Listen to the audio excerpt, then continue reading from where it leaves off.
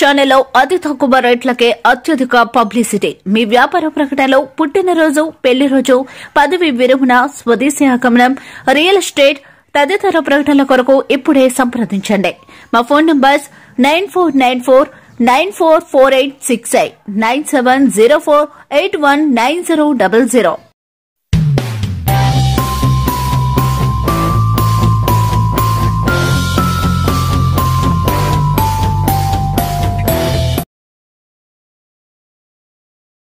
నమస్తే, ఆంధ్ర న్యూస్ కి స్వాగతం. నా పేరు భావన.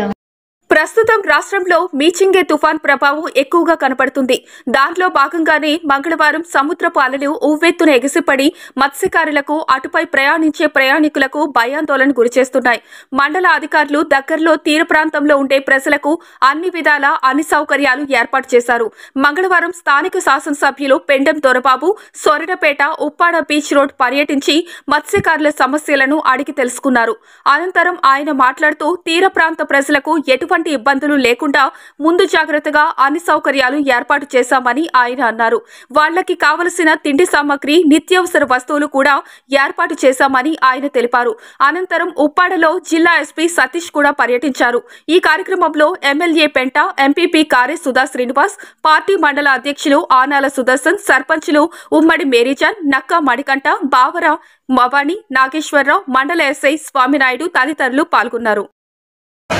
ప్రాంతాలన్నీ కూడా ఎప్పుడు తుఫాను వచ్చినా కూడా ఈ ప్రాంతం అంతా కూడా ఇల్లు నివాసాలు పుట్టుకుపోయి సముద్రంలో పూర్వం సముద్రం 2 కిలోమీటర్ల లోపల ఉండే సముద్రం ఈ రోజున రోడ్లు ఎక్కే పరిస్థితిని మనం చూస్తూ ఉన్నాం. ఇటువంటి పరిస్థితుల్లో గత ఈ 4.5 సంవత్సరాల కాలం దీనికి శాశ్వత పరిష్కారం చేయాలి అని చెప్పేసి మా నాయకులు, మధ్యగారు నాయకులు కాళేశ్వరి గారు కానీ, జాని గారు కానీ, చంద్రబాబు గారు కానీ, ఇంకా ఇతర అందరూ కలిసి గౌరవ ముఖ్యమంత్రి గారికి ఆ రోజు పాదయాత్రలో మరి అసెంబ్లీ టైంలో కూడా మేము వెళ్ళి ఈ ప్రాంతాన్ని శాశ్వత పరిష్కారం కోసం కోరడం జరిగింది. ఆ శాశ్వత పరిష్కారంలో భాగంగా ఈ రోజున దాదాపు అలైన్మెంట్ మార్చి ఈ రోడ్డుని పక్కగా జరిపి వేయడానికి 34 కోట్ల రూపాయలు ఆల్రెడీ. అలాగే ఈ తీర ప్రాంతము నేను శాసనసభ్యుడిగా ఈ 4.5 సంవత్సరాల కాలంలో ఈ రోడ్డును 3 సార్లు నేను వేయించడం జరిగింది. ఎప్పుడు తుఫాను వచ్చినా కూడా రోడ్డు మనకు దాన్ని పరిరక్షించడం కోసం ఈ బాలర్స్ ఏవైతే ఉన్నాయో ఈ తీర ప్రాంత పొడవుకి కూడా వేయడం వలన ఈ మిచాన్ తుఫాను వలన ఈ ప్రాంతంలో రోడ్డు పాడవకుండా ఉన్న పరిస్థితులు మనం గమనిస్తాం. ప్రతి తుఫానికి కూడా మనకి రోడ్డు వెంటనే కొట్టేసే పరిస్థితులు మనం చూసాము. ఈ బాలర్స్ ఎప్పుడైతే వేసారో ఆ ప్రభావం మనకి తగ్గిందని నేను భావిస్తా ఉన్నా. అయినా కూడా ఈ ప్రాంతం అంతా కూడా తీర ప్రాంతం అంతా మనం రక్షణ కూడా కట్టుకోవాల్సిన అవసరం. అయితే ఏదో ఒక చోట ఉప్పాడలోనూ లేదంటే కోనపేటలోనూ, మూలపేటలోనూ, సుబ్బంపేటలోనే మనం ఈ రక్షణ కూడా నిర్మిస్తే పక్క నుంచి వెళ్ళిపోయే పరిస్థితి ఉన్నది. కాబట్టి దీన్ని శాశ్వత పరిష్కారంగా గౌరవ ముఖ్యమంత్రి గారి దృష్టికి మా నాయకులు, మధ్యగారి నాయకులు అందరూ కలిసి మోపిదేవి వెంకటరమణ గారు, సీదిరి అప్పలరాజు గారు మేమందరం కలిసి దీని మీద ఒక ప్రత్యేకంగా ఒక ప్యాకేజ్ కోసం ప్రయత్నం చేస్తున్నాం. అది త్వరలో ఆల్రెడీ గౌరవ ముఖ్యమంత్రి గారు దీన్ని ప్రత్యేక విధంగా ఈ తీర ప్రాంతానికి తప్పనిసరిగా ఒక రక్షణ కూడా చెయ్యాలనే సంకల్పం తోటి కృతనిశ్చయంతో ఉన్నారు. త్వరలో అది కూడా టెండర్ ఇచ్చే రోజు దగ్గరలో ఉందని చెప్పి మేము భావిస్తా ఉన్నాం. ఈ రోజున రాష్ట్ర వ్యాప్తంగా ఏదైతే తీర ప్రాంతంలో, సముద్ర తీర ప్రాంతంలో ఈ మిచాన్ తుఫాను ప్రభావిత ప్రాంతాల్లో ఐఏఎస్ ఆఫీసుని సపరేట్గా చేసి ఓ టోల్ ఫ్రీ నెంబర్ కూడా ఇచ్చి వీరందరికీ కూడా ఒక ఈ తుఫాను ప్రభావిత ప్రాంతాలన్నీ కూడా ఒక అవసరమైతే సురక్షిత ప్రాంతాలకు తరలించి వారికి ఇప్పుడు జాని గారు చెప్పినట్టుగా వారికి కావలసిన కందిపప్పు కావచ్చు, అన్ని రకాల పప్పు దినుసులు అన్నీ కూడా ఇచ్చే కార్యక్రమాన్ని చేపట్టి ఈ రోజున ఒక మానిటరింగ్ గౌరవ ముఖ్యమంత్రి గారు దీని మీద ప్రత్యేక శ్రద్ధ వహించి చేయడం, అందులో భాగంగా ఈ రోజున ఈ ప్రాంతంలో ఇక్కడ ఉండే కలెక్టర్ గారు కూడా నిన్న రావడం జరిగింది. ఇక్కడ కొద్దిగా దాదాపు 400 మంది 500 మందిని పునరావాస కేంద్రాలకి రప్పించడం జరిగింది. ఇంకా ఈ ప్రాంతంలో అంత ప్రభావితం ఇంకా మనకు కనపడలేదు కాబట్టి వచ్చినా కూడా అవన్నీ కూడా మనం గౌరవ ముఖ్యమంత్రి గారు మానిటరింగ్ చేస్తూ చేయడానికి అన్ని రకాల ఆయన ఆలోచన చేసి ఒక మానిటరింగ్ చేస్తున్న సందర్భం గుర్తు చేస్తాం. ఈ ప్రాంతాన్ని మనం ఇప్పుడే కాదు ఎప్పటికైనా ఎదుర్కొస్తున్న సందర్భంలో దీనికి రక్షణ కూడా అనేది. నమస్తే, ఆంధ్ర న్యూస్ కి స్వాగతం. నా పేరు భావన. తూర్పుగోదావరి జిల్లా మండల కేంద్రం అనపత్తి ప్రభుత్వ ఏరియా ఆసుపత్రిలో స్వర్గీయ సబెళ్ల సురేష్ రెడ్డి చారిటబుల్ ట్రస్ట్ రామవరం వారి సహకారంతోనూ మరియు దాతలు లేతల సుబ్బరాజు, కర్రి ధర్మారెడ్డి వారి సహకారంతో ఆసుపత్రిలో రోగుల సౌకర్యార్థం ఏర్పాటు చేసిన 84,000 రూపాయలు విలువైన 7 స్టీల్ బెడ్లు మరియు ఆసుపత్రి నిర్వహణ నిధి నుండి వచ్చే వడ్డీతో ఏర్పాటు చేసిన 36,000 రూపాయలు విలువైన 3 స్టీల్ బెడ్లు, 20,000 రూపాయలు విలువైన 48 స్టూళ్లు, 25,000 రూపాయలు విలువైన కర్టన్స్ ను ఆసుపత్రికి అనపత్తి ఎమ్మెల్యే డాక్టర్ సత్య సూర్యనారాయణ రెడ్డి అందజేశారు. ఈ సందర్భంగా ఎమ్మెల్యే మాట్లాడుతూ మన ప్రభుత్వ హయాంలో 100 పడకల ఆసుపత్రిగా అప్గ్రేడ్ చేసిన తర్వాత ఆసుపత్రికి అనేక సౌకర్యాలు, రోగులందరికీ నాణ్యమైన వైద్య సదుపాయం, దాతల సహకారంతో అనేక మౌలిక సదుపాయాలు చేశారని ఎమ్మెల్యే అన్నారు. ఈ కార్యక్రమంలో ఆసుపత్రి స్థలదాతలు ద్వారంపూడి వెంకటరెడ్డి, ద్వారంపూడి పుల్లయ్య, అనపత్తి వ్యవసాయ market committee chairman Sabella Krishnareddy, మాజీ జెడ్పీటీసీ సత్తి రామారెడ్డి, నిర్వహణ కమిటీ సభ్యులు కోణాల శ్రీనివాసరెడ్డి, చింతా శ్రీనివాసరెడ్డి, చింతా వేణుగోపాల కృష్ణారెడ్డి, చింతా వెంకటరెడ్డి తదితరులు పాల్గొన్నారు. స్థలమే లేకపోతే ఈ సెంటర్లో మనం ఎన్ని గ్రాంట్లు తెచ్చినా, దాతలు ఎంత ముందుకు వచ్చినా కూడా ఏమీ చేయడానికి అవకాశం లేదు. అటువంటిది మరి వారి కుటుంబ సభ్యులు ఆ రోజున మరి దానం చేశారు కాబట్టి ఈ స్థలం ఈ రోజున మనం ఈ రకంగా మనం దీన్ని వాడుకుంటున్నామని ఈ సందర్భంగా తెలియజేస్తూ, మరి గతంలో 30 పడకల ఆసుపత్రిగా ఉన్నా కూడా మన ఆసుపత్రిలో రాత్రులు ఒక్కళ్ళు కానీ ఇద్దరు కానీ పేషెంట్లు ఉంటే గొప్ప ఇన్పేషెంట్లు. ఈ రోజున సుమారు 40 నుంచి 50 బెడ్ల వరకు ఉన్నాయి. అన్ని బెడ్స్ ఫుల్, బెడ్స్ కూడా సరిపోవట్లేదు. గతంలో 3-4 డాక్టర్లు ఉండేవారు. ఈ రోజున 23 మంది డాక్టర్లు, అందులో కూడా ఎండి, ఎంఎస్లు కూడా ఉన్నారు.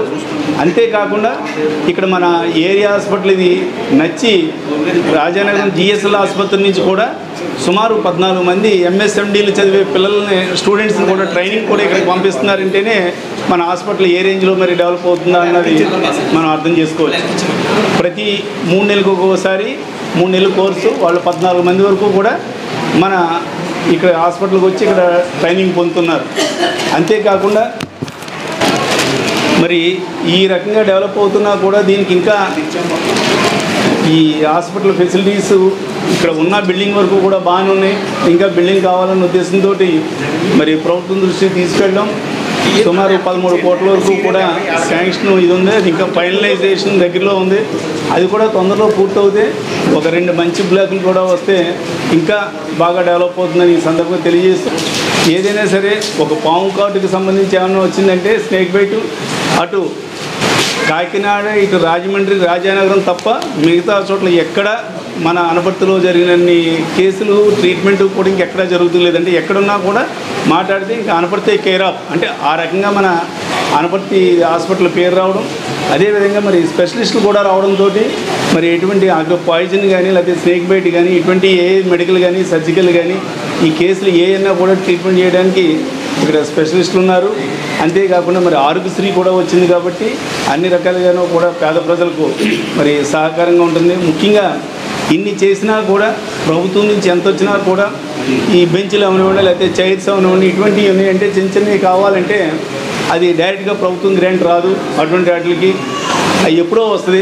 ఈ లోపల ఎక్విప్మెంట్ ఏదైనా పాడైనా సరే అది చేయాలంటే దానికి నిర్వహణకి మరి ఎంతో కొంత అమౌంట్ ఉండాలని ఆ రోజున కరోనా టైంలో మరి గ్రామంలో ఉండే ప్రముఖులు, వ్యాపారస్తులు, స్వచ్ఛంద సంస్థలు అందరూ కూడా కలిసి మరి ఆక్సిజన్ సిలిండర్స్ దగ్గర నుంచి బిల్డింగ్ డెవలప్మెంట్ దగ్గర నుంచి ఆఖరి జనరేటర్ దగ్గర నుంచి వాళ్ళనేమో ఐటీసీ వాళ్ళని రిక్వెస్ట్ చేస్తే వాళ్ళ జనరేటర్ కూడా ఇచ్చారు.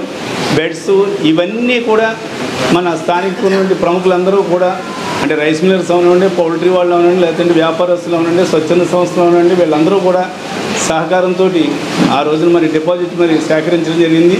కొంత ఖర్చు బోను ఈ రోజుకి సుమారు 40 లక్షల వరకు ఇంకా మనకి ఫిక్స్డ్ డిపాజిట్ నిల్వ ఉంది. ఆ 40 లక్షల మీద వచ్చే ఇంట్రెస్ట్ తోటి ఏదైనా ఖర్చులు కావాలంటే మనం చేయడానికి కూడా మరి మనం ఖర్చు పెట్టడానికి కూడా ప్రతిసారి కూడా ఒక్కొక్క దాని దగ్గరికి వెళ్ళక్కర్ లేకుండా ఎవరన్నా స్వచ్ఛందంగా ఇస్తే తీసుకుంటాం. లేదంటే మన నిర్వహణ కమిటీ, మన గుంటూరు సీనియర్ ఇటువంటి పెద్దల సహకారంతో మరి వాళ్ళందరూ కూడా దీన్ని ఆర్గనైజ్ చేస్తున్నారు. వాళ్ళు ఫిక్స్డ్ డిపాజిట్ వేశారు. దాని మీద వచ్చే ఇంట్రెస్ట్ తోటి మనం ఖర్చు పెడుతున్నాం. ఇప్పుడు చిన్న ఉదాహరణ, ప్రభుత్వం మన ఈ చుట్టుపక్కల ఎక్కడా లేని విధంగా సుమారు 60 లక్షలు అది బ్లడ్ టెస్ట్ చేసింది. 60 లక్షలు విలువ చేసే ఎక్విప్మెంట్ మనకి మన హాస్పిటల్కి ఇచ్చింది. తీరా చూస్తే దానికి ఏసీ అయ్యి ఉండాలి, ఆ రూము దాన్ని సెపరేట్గా చేయాలి. దానికి 1 లక్ష రూపాయలు ఖర్చు అవుతుంది. ఆ 1 లక్ష రూపాయలు ఖర్చు అంటే అది ప్రభుత్వం నుంచి రాదు. మళ్ళీ దాతల దగ్గరికి ప్రతిసారి వెళ్ళాలంటే ఇది కదా, ఈ ఫిక్స్డ్ డిపాజిట్ ఏదైతే ఉందో దాని నుంచే 1 లక్ష రూపాయలు తీసి ఆ రూమ్ని అంతా కూడా చేసాం. ఈ రోజున ఆ ఎక్విప్మెంట్ అంటే 60 లక్షల కిమ్మత్ అయిన ఎక్విప్మెంట్ ఈ రోజున పనిచేస్తుందంటే ఆ రోజున ఏసీ ఇవన్నీ కూడా మన కమిటీ ద్వారానే మరి చేయించుకోవడం జరిగింది. కాబట్టి అంటే ఇటువంటి విషయాలు ఏదైనా చేయాలంటే కొంత నిధి ఉండాలనే ఉద్దేశంతో మరి ఆ రోజున నిధి ఏర్పాటు చేయడం జరిగింది.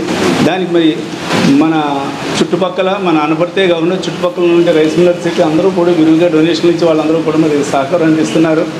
మేము కూడా ఒకటి ఆలోచించాం, మరి ఎవరైతే డోనర్స్ ఉన్నారో ముఖ్యంగా ఈ స్థల దాతలు అయ్యి ఉన్నారు, బుల్లి గారి కుటుంబ సభ్యులు, వాళ్ళందరికీ కూడా ఆసుపత్రికి సంబంధించి అంటే ఇక్కడ డాక్టర్స్కి ఏమో అందరికీ తెలియదు ఎవరు ఏంటి అన్నది, వీళ్ళు వేరే వేరే ప్రాంతాల నుంచి వచ్చారు కాబట్టి తెలియదు. కాబట్టి వాళ్ళు దాతలకి కార్డులు ఇస్తాం. ఆ కార్డు పట్టుకుని వాళ్ళకి సంబంధించిన పేషెంట్లు ఎవరన్నా వర్కర్స్ ఎవరన్నా సరే వాళ్ళ దగ్గర పనిచేసే వాళ్ళు కానీ వాళ్ళు కానీ ఎవరికి కావాలన్నా కూడా ఆ కార్డు ఇచ్చి పంపిస్తే ఆ కార్డు చూసి ఇక్కడ వాళ్ళని రిసీవ్ చేసుకుని వాళ్ళని చూడడం జరుగుతుందని మాత్రం ఈ సందర్భంగా తెలియజేస్తూ, ఈ రైస్ మిల్లర్స్ కానివ్వండి, పౌల్ట్రీ వాళ్ళు కానివ్వండి, లేదంటే ఇంకా మిగతా ఇండస్ట్రియలిస్టులు కానివ్వండి, అదేవిధంగా దాతలు ఉండి వాళ్ళందరికీ కూడా కార్డులు ఇస్తాం.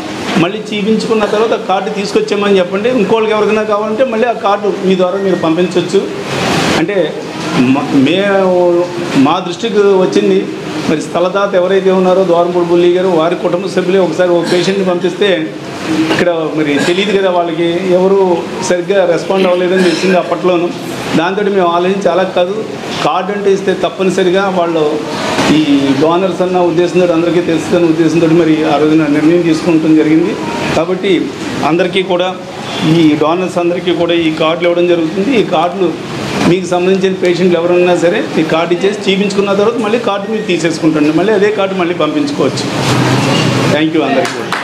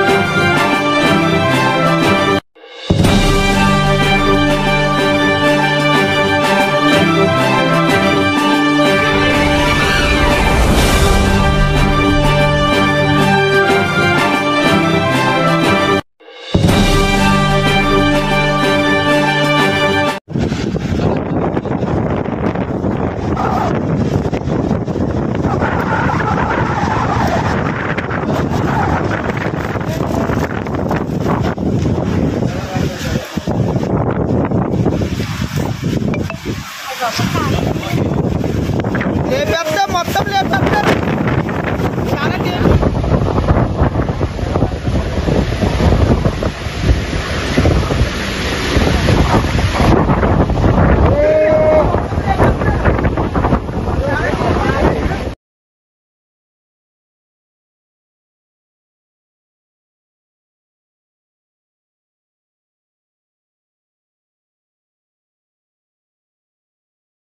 నమస్తే, ఆంధ్ర న్యూస్ కి స్వాగతం. నా పేరు భావన. నైరుతి బంగాళాఖాతం మీదుగా ఏర్పడిన మీచాంగ్ తుఫాన్ నేపథ్యంలో సోమవారం జిల్లా collector doctor Krittika Shukla revenue అధికారులతో కలిసి కోతకు గురైన ఉప్పాడ సముద్ర తీరాన్ని కొత్తపల్లి మండలం ఉప్పాడ గ్రామానికి సంబంధించి సూరాడపేట మండల ప్రజా పరిషత్ పాఠశాలలో ఏర్పాటు చేసిన పునరావాస కేంద్రాన్ని పరిశీలించారు. ఈ పరిశీలనలో భాగంగా కేంద్రం వద్ద ఏర్పాటు చేసిన వైద్య శిబిరాన్ని, ఇతర ఏర్పాట్ల గురించి అధికారులను వివరాలు అడిగి తెలుసుకున్నారు.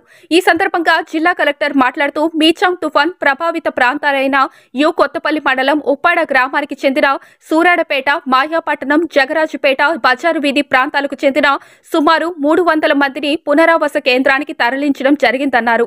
పునరావాస కేంద్రంలో ఉన్న వారందరికీ భోజనం, త్రాగునీరు, వైద్య శిబిరం, జనరేటర్ వంటి ఇతర సదుపాయాలు కల్పించడం జరిగిందన్నారు. చిన్నారులకు పాలు, గుడ్లు కూడా అందించాలని, అదేవిధంగా పునరావాస కేంద్రంలో ఉన్న వారి వివరాలన్నీ సక్రమంగా నమోదు చేయాలని, తుఫాను ప్రభావిత ప్రాంతాల అధికారులు అప్రమత్తతతో వ్యవహరించి ప్రజలకు అందుబాటులో ఉండాలని జిల్లా కలెక్టర్ అధికారులను ఆదేశించారు.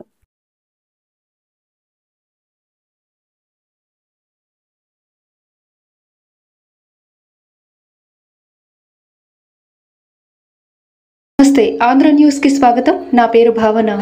కర్నూలు జిల్లా మంత్రాలయం నియోజకవర్గంలో ఉన్న కొన్ని గ్రామాల్లో రైతన్నలు వలస కూలీలుగా మారిన దృశ్యం కోసిగి మండల కేంద్రంలోని దాదాపుగా 100 సంఖ్యలో కుటుంబాలు వలసలు వెళ్లిన సమాచారం మరియు మంత్రాలయం నియోజకవర్గం పరిధిలో ఉన్న గ్రామాలు మాధవరం, లచ్చుమారి, చింతకుంట, పల్లిపాడు, దొడ్డి బెలగల్లు, చినపొంపల్లి, పెదపొంపల్లి, కొలిమెంపేట, సాతులూరు, చిరకత్తెపల్లి, కందుకూరు, కల్లుగుంట, గవిగొట్టు మరియు అదోని డివిజనల్లో ఆస్పరి, దేవనకొండ భారీ ఎత్తున వలసలు తెలంగాణ ప్రాంతానికి చేరుకున్నారు.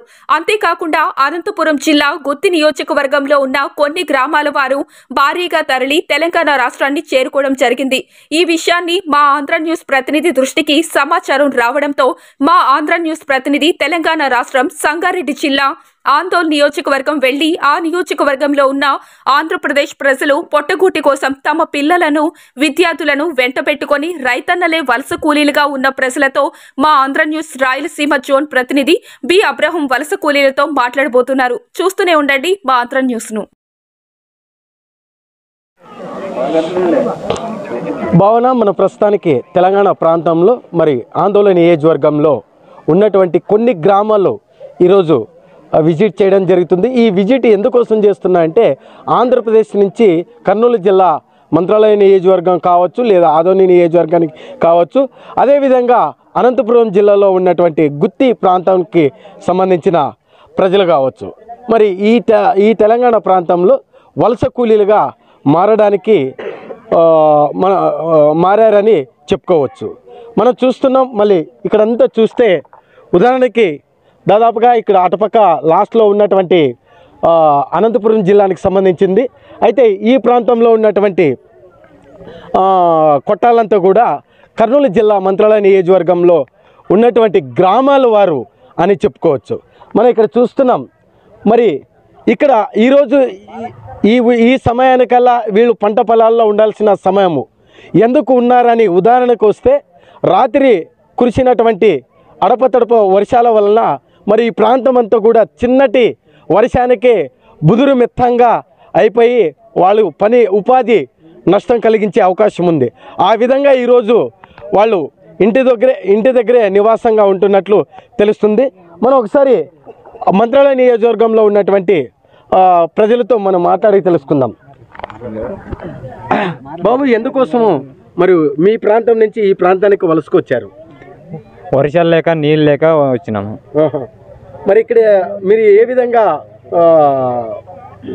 ఉపయోగపడుతుంది? ఏమో వచ్చి ఏదో సంపాదించుకుందాం అంటే ఇటు వర్షం వచ్చి ఇంటి దగ్గర ఉన్నాం అందరూ. ఈరోజు 3-4 రోజులైంది ఇంటి దగ్గర ఉన్నాం. చిన్న వర్షం వస్తూ ఉంది, అంత బుధురైతుంది చేనులలోన. సరే, మీ ప్రాంతంలో మరి పంట పొలాలు అంటే వ్యవసాయం చేశారా లేదు? మీరు చేసినాము, లాస్ అయింది అంతా. ఎంత పెట్టుబడి పెట్టింటారు మీరు? ఎకరానికి వచ్చి 30,000 లెక్క పెట్టినాము. వచ్చాడు 1 కింట పత్తి కానీ రాలేదు, నీళ్ళు లేక, వర్షం లేక అందరూ. ఓకే, ఆ విధంగా అయితే ఆ అప్పు తీర్చడానికి ఈ ప్రాంతానికి వచ్చామంటారా? ఈ ప్రాంతానికి అప్పు తీర్చడానికి వచ్చినాము. సరే, ఎన్ని రోజులు ఈ ప్రాంతంలో ఉంటారు మీరు? నెల 2 నెలలు ఉంటాం. 2 నెలలు గాను ఎంత సంపాదించుకొని వెళ్తారు? సంపాదించుకున్నాం ఒక 30,000 40,000 సంపాదించుకోకపోతే అప్పు కట్టడానికి ఇంకా వడ్డీలకే సరిపోతా ఉన్నాను. ఇది భవన పరిస్థితి, ఆ ప్రాంతంలో ఉన్నటువంటి పరిస్థితి ఇలా ఉందని చెప్పుకోవచ్చు. వ్యవసాయం చేయడానికి అప్పు చేసినటువంటి నగదును మళ్ళీ రిటర్ను సమర్పించుకున్నందుకు మరి ఆ ప్రాంతంలో దిగుబడి రాకపోవడం ద్వారా పూర్తిగా ఆ రైతన్నులు నష్టపోయి మరి తెలంగాణ ప్రాంతానికి ఉపాధి కోసము రావడం జరుగుతుంది. ఈ ప్రాంతంలో దాదాపుగా 45 రోజుల నుంచి 65 రోజుల వరకు ఇక్కడ పని చేస్తే దాదాపుగా ఒక 25,000 నుంచి 30,000 వరకు ఒక మనిషి సంపాదించుకొని వెళ్ళి మరి ఈ డబ్బును తీసుకువెళ్ళి అక్కడ చేసినటువంటి అప్పును తీర్చుకునే పరిస్థితి కనబడుతుంది. దాని ప్రకారంగా మనము అనంతపురం జిల్లానికి సంబంధించిన రైతు కూలీలతో మనం ప్రస్తుతానికి ఉన్నాం. ఆ రైతు కూలీలతో మరి ఒకసారి వాళ్ళ యొక్క సమస్యలు ఏమిటి, వాళ్ళు ఆ ప్రాంతం నుంచి ఈ తెలంగాణ ప్రాంతానికి రావడానికి ముఖ్య ఉద్దేశం ఏమిటి అనే అంశాన్ని కూడా మన దగ్గర గుత్తి నియోజకవర్గంలో ఉన్నటువంటి నాగరాజు అనే వ్యక్తి ఉన్నాడు. ఆ నాగరాజుతో మరి పూర్తిగా వివరాలు అడిగి తెలుసుకుందాం.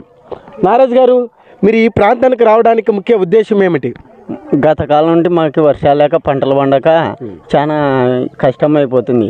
అందులో గుంటకల్ నియోజకవర్గంలో కాలువ నీళ్ళు వస్తాయి, అటు బాగా బతుకుతారు. ఇటు మా గుత్తి మండలం బేతాపల్లి విలేజ్లో కాలువ నీళ్ళు కానీ ఏ మాత్రం బోర్లు వేసినా బోర్లు పడవు. ఆ చుట్టుపక్కల ప్రాంతంలో ఎన్ని గ్రామాలు ఉన్నాయి? 24 పల్లెలు ఉన్నాయి గుత్తి మండలానికి. 24 గ్రామాలకు వచ్చేసి 7వ చుక్క నీళ్లు. కాకపోతే చెరువుకి గుత్తి చెరువుకి కానీ నీళ్లు అందించే పరిస్థితి లేదు. అందువలన మేము కౌలు చేసుకుంటూ 3 సంవత్సరాల నుండి చేసినా కానీ ₹1,00,000 పెట్టుబడినా 20,000 కౌలు చేసినా కానీ రాలేదు, నష్టం వచ్చింది. మరి ఇప్పుడు ఆ నష్టాన్ని తీర్చుకోవడానికి ఈ ప్రాంతానికి వచ్చాం. అయితే మీకు బేతపల్లి గ్రామం నుంచే వచ్చారా లేకపోతే మిగతా గ్రామాల వారు ఈ ప్రాంతానికి వచ్చారా? బేతాపల్లి గ్రామం నుంచి కొంగనపల్లి, గుంటకల్ నియోజకవర్గం కొంగనపల్లి నుంచి వచ్చాం. అంటే 2 గ్రామాల మాత్రమే ఇక్కడ ఈ ప్రాంతానికి వచ్చాం. భవనమా, ఇప్పుడు అనంతపురం జిల్లాలో ఉన్నటువంటి వలస కూలీలతో మాట్లాడి తెలుసుకోవడం జరిగింది. మరి అయితే ఈ యొక్క పరిస్థితి మరి రాష్ట్ర ప్రభుత్వాన్ని ముందే సాగునీరు తాగునీరు ఈ విధంగా మరి వ్యవసాయం చేసుకోవడానికి సాగునీరు కనుక మరి ప్రభుత్వం అందించినట్లయితే ఈ ప్రాంతానికి వచ్చే కర్మ కూడా పట్టేది కాదనే మరి రైతు కూలీలతో వలస కూలీలు వాదన అనే అనిపిస్తుంది. ఉదయాన్నే గజగజ వణికించే చలిలో కూడా లేచి మరి వాళ్ళు వంట చేసుకోవడము ఏ విధంగా అని చెప్పుకోవచ్చు. మనం చూస్తున్నాం ఇక్కడంతా చూస్తే మరి వీళ్ళు వంట చేసుకొని ఈ పైన మంచు కారుతుంటే మరి ఇక్కడ వంట చేసుకోవడం కూడా జరుగుతుంది. ఆ విధంగా చూస్తున్నాం. అంటే వీళ్ళ యొక్క పరిస్థితులు ఎలా ఉన్నాయంటే మరి చాలా దారుణంగా ఉన్నాయని కూడా చెప్పుకోవచ్చు. వాళ్ళ మాటల్లో కూడా చెప్పుకోవచ్చు. మనం చూస్తే క్లియర్ కట్గా ఇక్కడ మనం కూడా చెప్పవచ్చు ఇక్కడ సమస్యలు ఏమిటి, ఇక్కడ పడుతున్నటువంటి ఇబ్బందులు ఏమిటి. ఆ రాష్ట్ర ప్రభుత్వం కనుక, ఆంధ్రప్రదేశ్ రాష్ట్ర ప్రభుత్వం కనుక వీళ్ళకి సరైన ఉపాధి హామీ పథకం కనుక అమలు పరిచింటే ఇంత దూరం వచ్చే అవకాశం కూడా ఉండేది కాదని మనం చెప్పుకోవచ్చు. భవనం మరొక చోటుకి మనము ఇందాక చెప్పుకున్నట్లే వచ్చాము. అయితే ఈ ప్రాంతంలో కూడా మరి వలస కూలీలు భారీగా ఉన్నారని చెప్పుకోవచ్చు. మరి ఇక్కడ ముఖ్యంగా చూస్తే చిన్న చిన్న పిల్లలను ఎంటబెట్టుకొని మరి వాళ్ళ యొక్క కష్టాలను చిన్నపిల్లలతో పాటు వాళ్ళు పాల్చుకొని మరి వారిని కూడా వాళ్ళతో పాటు తీసుకొని వాళ్ళ చదువుతున్నటువంటి చదువులను కూడా నిలిపివేసుకొని వాళ్ళకున్నటువంటి కష్టాలను తీర్చుకునేందుకు తమతో పాటు తమ పిల్లలను కూడా తమ ఎంట తీసుకొని వచ్చి వాళ్ళు పడుతున్నటువంటి కష్టాలని చెప్పుకోవచ్చు. మరి ఇందాక చెప్పుకున్నట్ల దాని ప్రకారంగా చూస్తే ఆ ప్రాంతంలో గనక సాగునీరు గనక వ్యవసాయానికి సాగునీరు అందించింటే మరి ఇట్లాంటి పరిస్థితి ఉండేది కాదు. ఈ చిన్నపిల్లలు కూడా బడిలో ఉండి చదువుకునే పరిస్థితి ఉండేది. కానీ ఆ సాగునీరు అందించక వాళ్ళకి అక్కడ ఉపాధి కల్పించక కావడం ద్వారానే మరి ఈ ప్రాంతానికి వచ్చినట్లు. మరి అక్కడ వ్యవసాయం చేసినటువంటి పెట్టుబడికి పూర్తిగా నష్టపోవడం ద్వారా ఆ పెట్టుబడిను తీర్చుకునేందుకు మరి వలస కూలీలుగా మారడానికి కారణమని చెప్పుకోవచ్చు. మీది ఏ ఊరు, ఎక్కడి నుండి వచ్చారు? మాది మంతరాలం.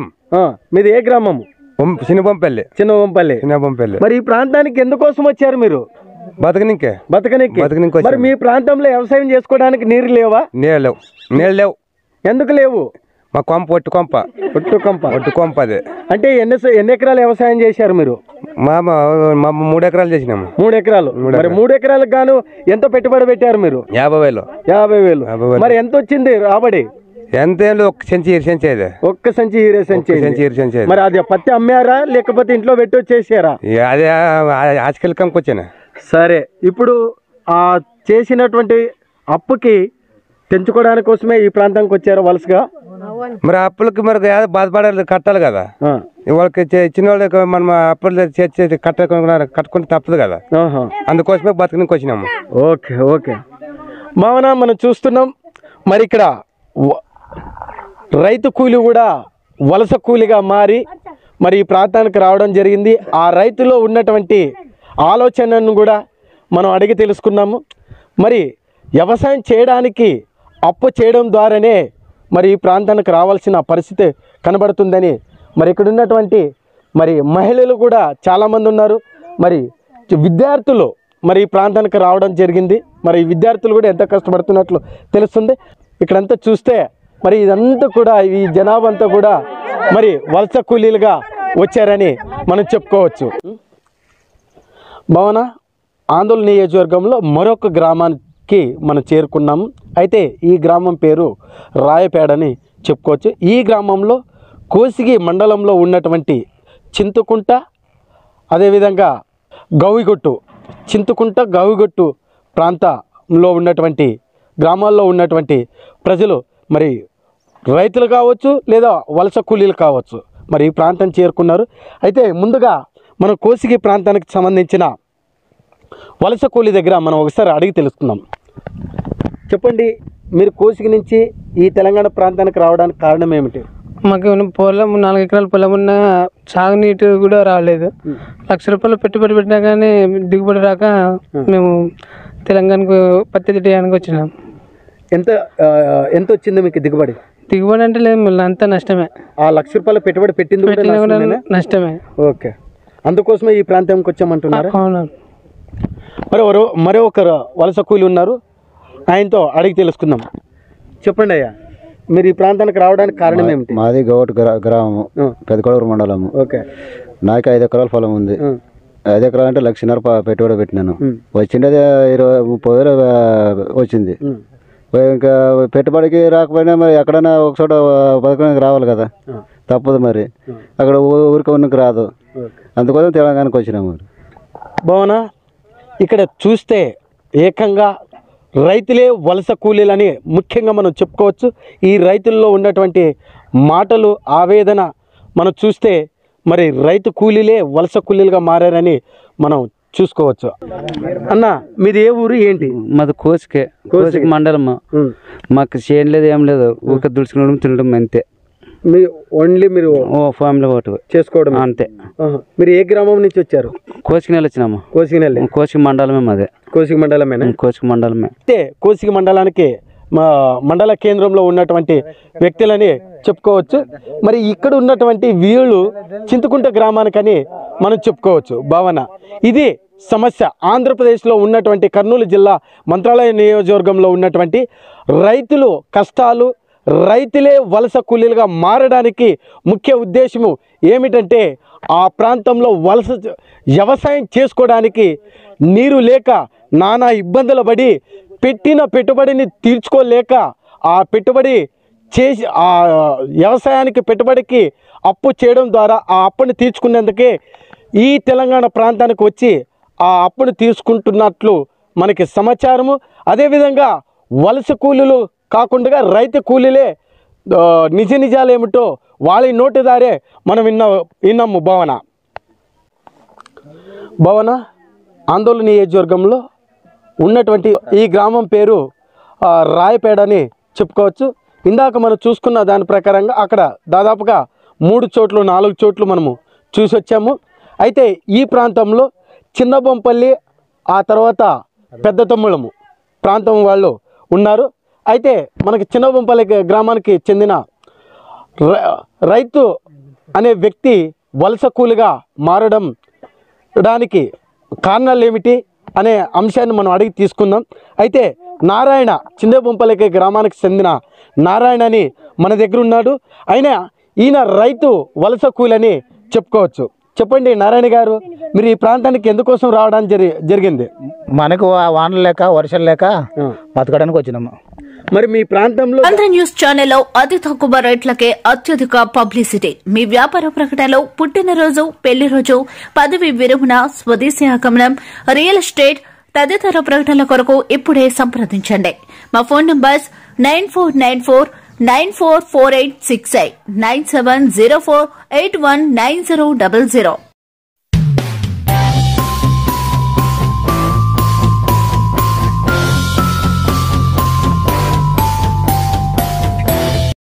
ఓం నమ శివాయ. శ్రీ ఈశ్వర జ్యోతిష్యాలయం. జాతకంలో వాస్తు ముహూర్తంలో చూడబడు. పొలములకు, ఇండ్లకు బోర్ పాయింట్లు జర్మన్ టెక్నాలజీతో ఖచ్చితంగా చూడబడు. మా అడ్రస్ తుని గవర్నమెంట్ హాస్పిటల్ ఎదురుగా మెడికల్ షాపు మేడమిత తుని. మా ఫోన్ నంబర్ ఆకెళ్ల కృష్ణమూర్తి 9666002176 9100186445.